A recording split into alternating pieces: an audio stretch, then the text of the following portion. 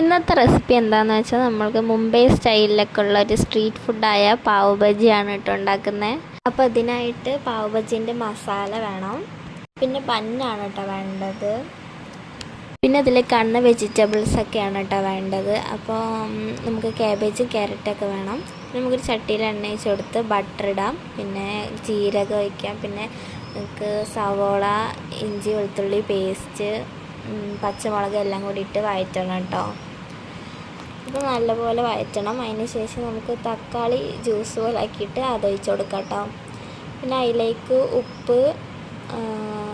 ഉപ്പ്, മഞ്ഞൾപ്പൊടി, മുളക് പൊടി, മല്ലിപ്പൊടി വേണം. പിന്നെ നമുക്കിതിലേക്ക് പാവ് ബജീൻ്റെ മസാലയാണ് കേട്ടോ ഗൈസ്. എന്നിട്ട് അത് ഇട്ടിട്ട് നല്ലപോലെ വഴറ്റുക. അപ്പോൾ എണ്ണ തെളിഞ്ഞ് വരുന്ന സമയത്ത് ക്യാപ്സിക്കം, കോളിഫ്ലവറും പിന്നെ ക്യാരറ്റ് എല്ലാം വെജിറ്റബിൾസൊക്കെ ആഡ് ചെയ്യണം, പിന്നെ ഗ്രീൻ പീസ് ആഡ് ചെയ്യണം. എന്നിട്ട് എല്ലാം കൂടി നല്ലപോലെ മിക്സ് ചെയ്യണം കേട്ടോ. എന്നിട്ട് വെള്ളം ഒഴിച്ച് കൊടുക്കാം. നല്ലപോലെ വേവിക്കണം.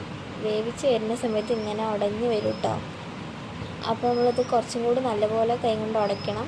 പിന്നെ അതിലേക്ക് നാരങ്ങ നീരും ബട്ടറും പിന്നെ മല്ലിയില ഇട്ട് കൊടുക്കാം കേട്ടോ ഗൈസ്. ഇത്രേ ഉള്ളൂ.